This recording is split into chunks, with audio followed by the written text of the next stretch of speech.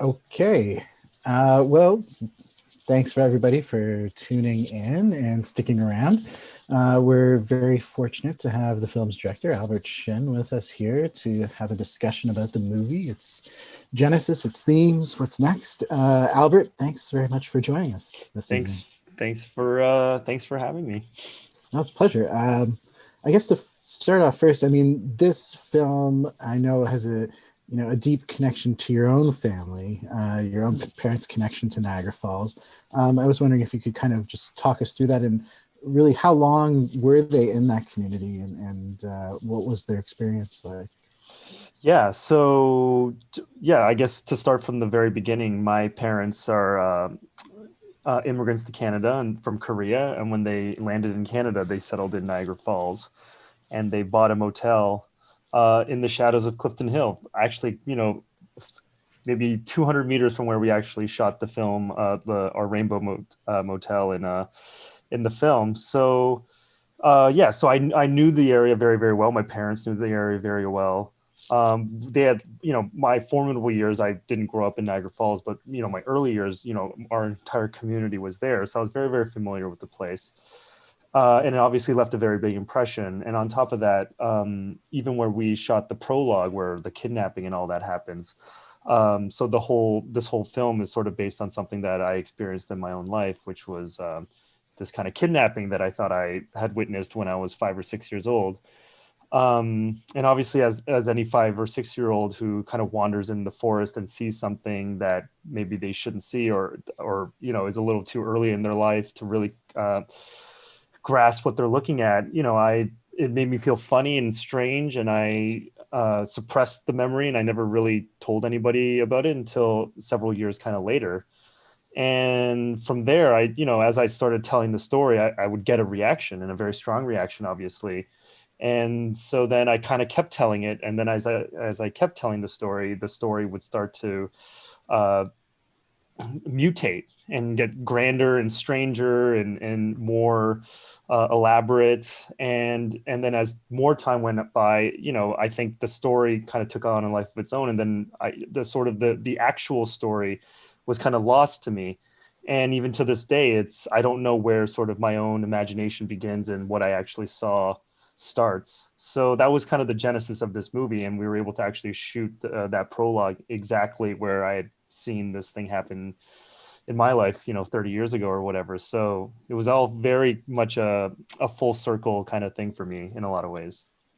Did you ever go back and try to corroborate it? I mean, were you, pulling a tuppence and going through the archives and trying to see if reality could match any thread of your memory? Certainly, absolutely, yeah. When I was doing research on the film, very much like Tuppence, or Abby in the film does in the movie, this was pre-internet, obviously. So there was no kind of story that I could dig up on the internet. So I had to go to the Niagara Falls Public Library and go through the microfiche and kind of trying to pinpoint when I could have saw this thing, like what the date could have been, and just kind of rifling through old articles and trying to find something that could have maybe corroborated what I had seen. And I never was able to find anything. So, which isn't to say that I didn't see something, but yeah, but it starts to question what I did. But I mean, I definitely saw something. I'm pretty sure of that because it's sort of hard coded into my brain, and I can put very concrete things to it. I can put it to a place. I remember like where I was standing, what I saw. Like they're just some of the memories are a little too acute, Mm. but yeah, beyond that, I just don't know. And I was so young, and and then I wanted to become a filmmaker, so I think I had a grand imagination to begin with. So yeah, it's hard to say, but I never was able to find sort of my smoking gun in real life, which I think Mm. kind of, for me anyway, gave me license to kind of pursue this. Because if it was actually based on something real, then I would have had a different kind of feeling about sensationalizing something that was real. I think just that barrier between what is truth and imagination for myself, not even just for Abby, I think was sort of the catalyst and the thing that kind of set me on my path for this Mm. one. Well, it's interesting. You just, you talk about imagination and being a filmmaker. Do you feel that this incident directly or indirectly sent you down that path of wanting to tell stories, of wanting to be a storyteller? Um, I definitely think it certainly contributed. I mean, I don't want to make it so causal, but you know, this is one of the first kind of stories that I would tell. That was kind of my own story, not a story that I'd heard, or at least a story that was sensational enough and cool enough and strange enough and scary enough that I thought could warrant multiple. It was sort of like my party story, Hmm. and I think the power of that kind of like storytelling in general, and I've been telling this story for years.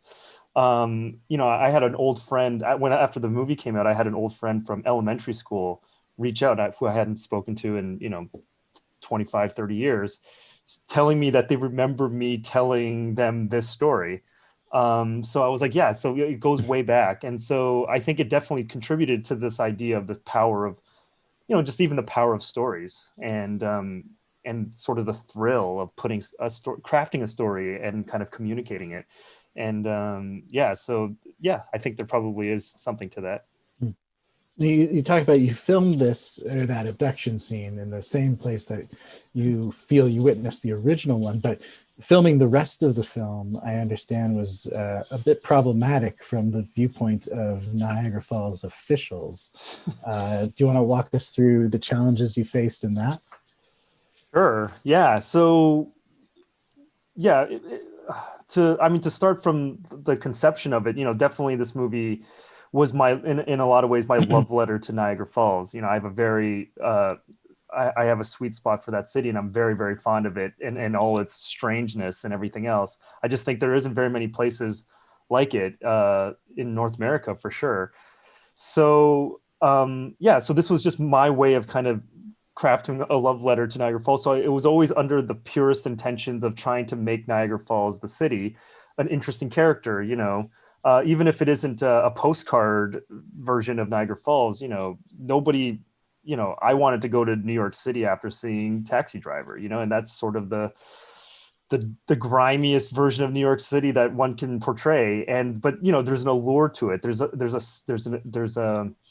a sort of an appeal that only like movies can really do, and maybe like great literature or something. So that I wanted to kind of follow in that path and really do that. And I really tried to communicate that to the powers that be in Niagara Falls. But it was mainly the sort of the Clifton Hill business association people that were really, really, really, really against me going anywhere near Niagara Falls or Clifton Hill. They just saw it as an attack on them somehow, even though, for me it wasn't. But so yeah, and because they are very powerful, and I suggest, I mean, it's somewhat suggested in the film, but it's sort of a strange kind of town. It's a border town, it's a tourist town.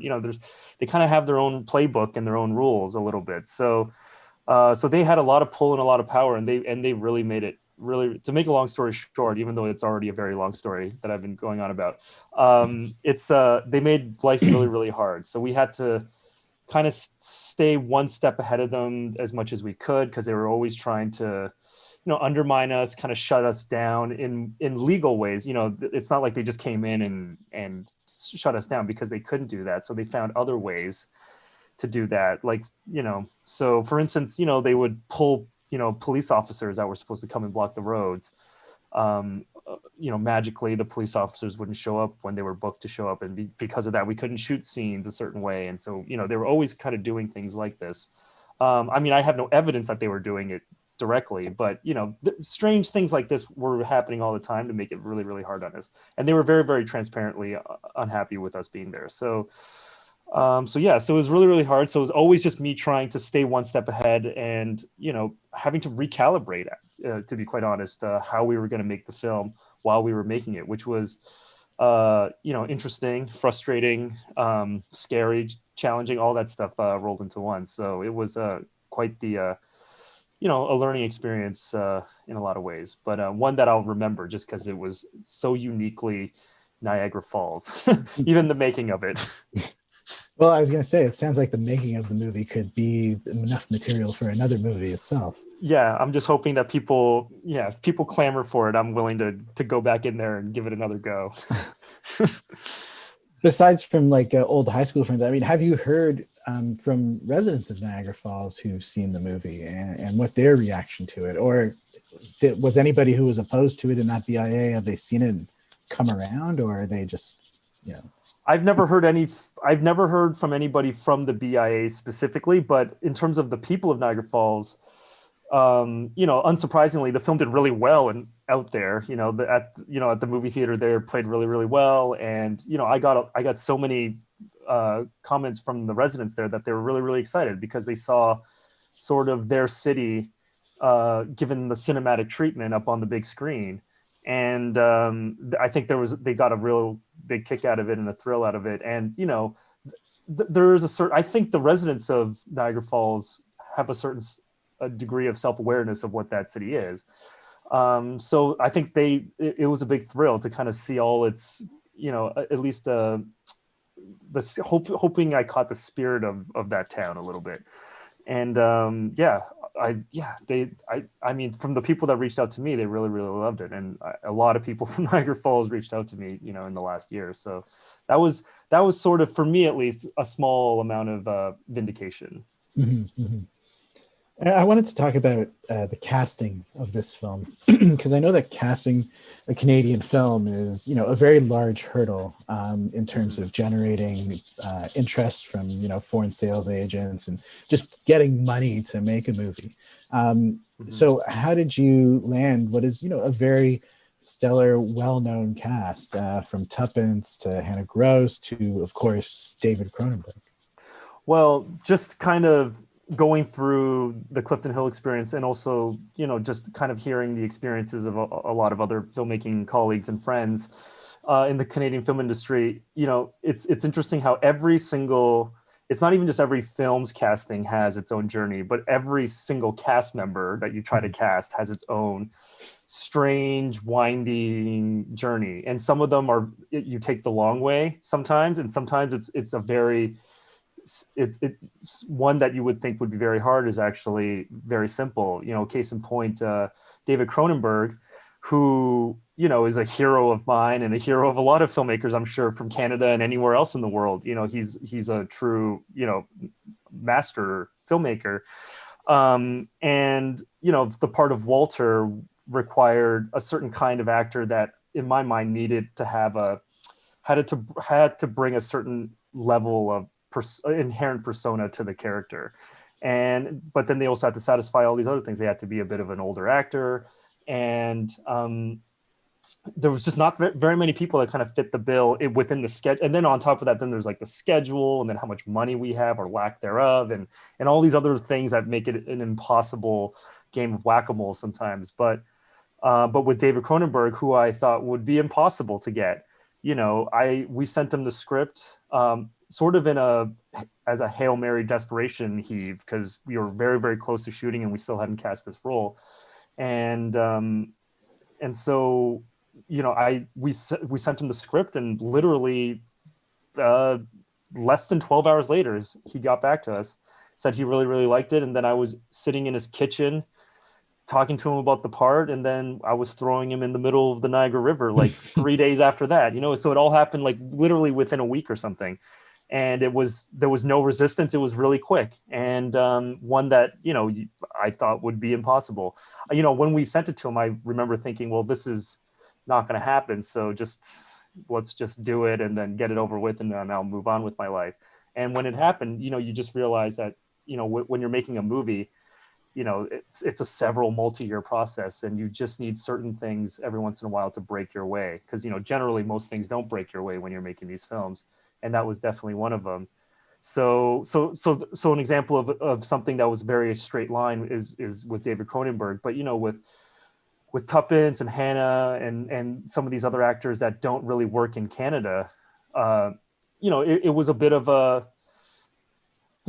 a process where we had to not convince them, but there's a bit of a dance that you have to play, and you really have to lean on whatever sort of angle you can find. For Hannah Gross, for instance, her father is, obviously Paul Gross, and he is friends with Neve Fitchman, who was the executive producer or one of the producers of Clifton Hill. So, I had to lean on that relationship just to see if he would be willing to make that overture. And, so we just had some sort of a way in. And a lot of times with casting, it's just utilizing what you can just to get a little bit of daylight somehow, because it's really tough out there in terms of how to cast actors in Canadian films. And then on top of that, there is, there's sort of the reverse dollar effect. There's a lot of American films or foreign films that come into Canada to shoot because the dollar is to their advantage. But, it's the reverse when we're looking to hire a foreign language actor and we have to pay them in US dollars or whatever. So, it's all of these things that make it a much harder game. But, we were lucky. And I think for Tuppence and Hannah specifically, we were, I think Tuppence really was attracted to the character and having the opportunity to play a female role that wasn't tied to any sort of male component. It wasn't a movie about a woman scorned or something, or something like that. She wasn't, it wasn't some sort of her going on a mission to prove herself right to a man, like all these kind of tropes that you kind of see in movies like this in the past. And it wasn't about that at all. And it was just, it was sort of the role that people would want Jake Gyllenhaal to play or something like that if it was a man, and I think she was really attracted to that. And one where, it's almost like the film is like stubbornly not using the things that movies like these noir films usually use with female characters, or which is, to be frank, like sex appeal and being like the femme fatale and kind of using all of that. And this movie almost actively rejects all of that.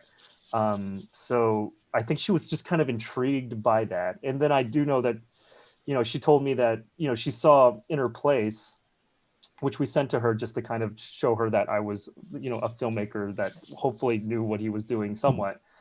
And I think she was so intrigued by the idea that this script was obviously completely different than In Her Place, that she just wanted to meet me to know what that was, what that was about. And so I think that was the little bit of daylight, I think, as well, just getting a chance to sit down and talk to her and kind of share what I had in mind for the film. And then we kind of clicked. She was wonderful. She was like, wonderful in every way. So so sometimes it's just pounding the pavement, good luck, all of that stuff. But it's very, very hard ultimately. Well, no, I appreciate you saying that kind of, reversal of expectations in terms of the female character. I'm just thinking of that scene where she brings the cop back to the room and you think, okay, here we go. And then it just completely dissolves whatever expectations you kind of have. Talking about how this is so different from In Her Place, just to, what's your kind of stew of influences here? Because, it's interesting. Canada does and does not have a reputation for genre film, especially from younger filmmakers. And this one, you can just see, I'm just picturing the VHS cabinet in front of you as you were growing up, and it kind of matches up, I think, pretty heavily to my own. So as I was watching this, I was just seeing like my nostalgia childhood unfolding in front of me. What were you kind of thinking of? What influenced the look and the feel of this film for you? Well, kind of like the film itself, I think there's a what I tried to do with this film is be unafraid to be influenced by a lot of things. I think the main difference between this film and In Her Place is that In Her Place, I was, trying very, very rigidly to adhere to a certain kind of filmmaking. And with this one, I was afforded the opportunity to paint on just a little bit of a bigger canvas. So I think I really got a little overloaded with terms of, like you said, Barry, like I'm a big, like I was a VHS geek growing up, and, I loved, obviously people make the references to, David Lynch and even David Cronenberg a little bit with this movie. But for me, it was, I was trying to take these influences and really try to see if I can funnel it through like my own prism of just trying to do something a little bit differently in a way where we could, hopefully find our own identity. I mean, I don't know if I succeeded or not, because there's definitely a lot of influences everywhere in the film for sure. But, just even the idea of trying to make a film that, is, I guess, quote unquote, a mystery thriller of some sort, but yet there's, the stakes are so low. It's really just about her coming back home and kicking up dust when like literally nobody cares to nobody cares about this case. It's a non story, and yet she's just through the sheer force of her will is trying to drum up a story. And how do I make a movie where it doesn't end up with her tied to the back of a chair with a bad guy with a gun to her head kind of telling her what really happened or whatever. So it was trying to look at other films and just kind of just subvert it a little bit and see if I can still make it compelling and interesting. And it was kind of a challenge that hopefully I succeeded in. But there's definitely things that it's what it did tell me is that it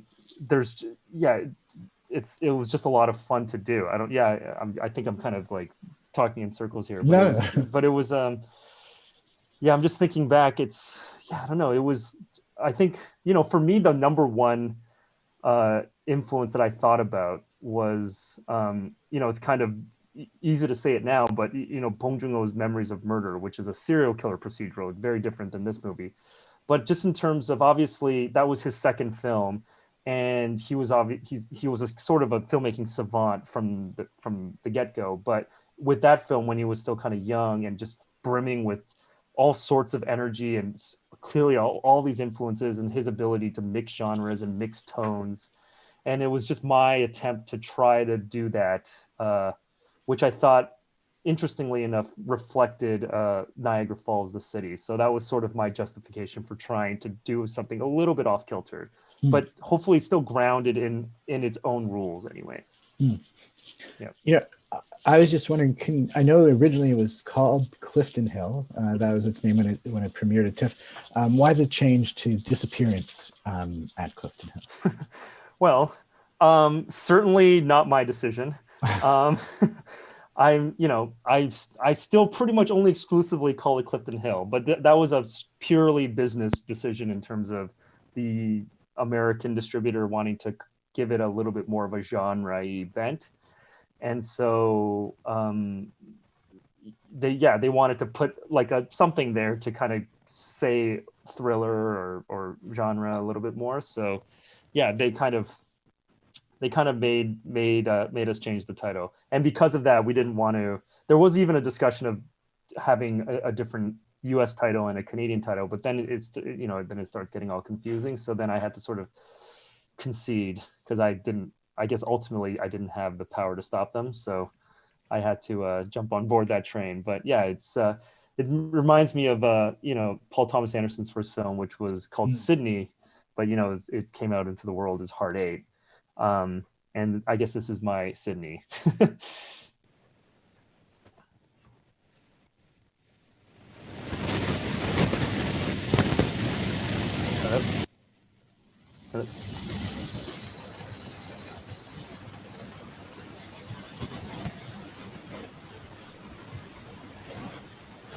Oh, we don't seem to have audio for Barry at the moment.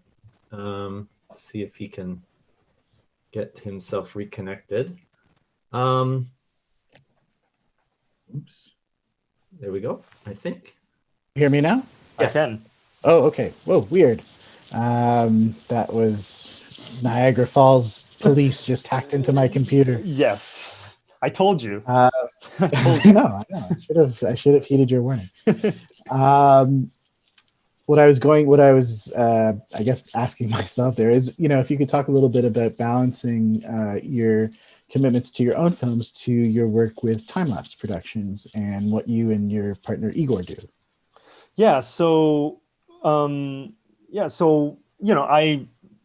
have a production company with this other filmmaker named Igor Deliacha, who is a very prolific, successful filmmaker that makes really, really interesting films, generally dealing with the Bosnian diaspora. And I met him in film school. I met him when I was very wet behind the ears, and we were just idealistic film students. And it really just started. So Timelapse Pictures, my production company, really started as us just, once we got out of film school, we don't have any, we had no connections to the industry, but we still wanted to make films. And we just graduated in that time when kind of DIY filmmaking was in its infancy. Cameras were just becoming a thing where you could maybe retrofit them somehow and make them look a little bit more cinematic, and you could just shoot movies with your friends, and some of them started getting into film festivals and that kind of thing. So we were really inspired by that spirit. And so we ended up producing our own films for each other just because, we didn't know anybody else. And yeah, they did okay. Igor's first film played at TIFF, and then his second film played TIFF in Locarno and Rotterdam and all these big festivals. And it started to seem like I was the producer of these films. So it started to seem like, oh, I'm like a producer. I know how to produce these movies.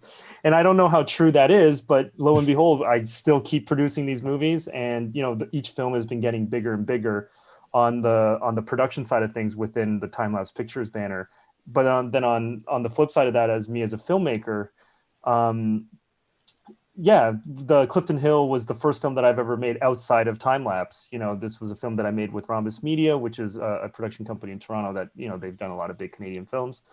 And it was just kind of them kind of telling me that I could make something that, anything I wanted to, just pitch them on anything. The craziest idea, just let us know, and then we'll see if we can help you. And I figured, well, I develop my own movies and I do my own thing. But if I'm going to work with somebody like Rhombus Media, then I'm going to try to pitch them something that's a bigger thing that we couldn't produce in-house.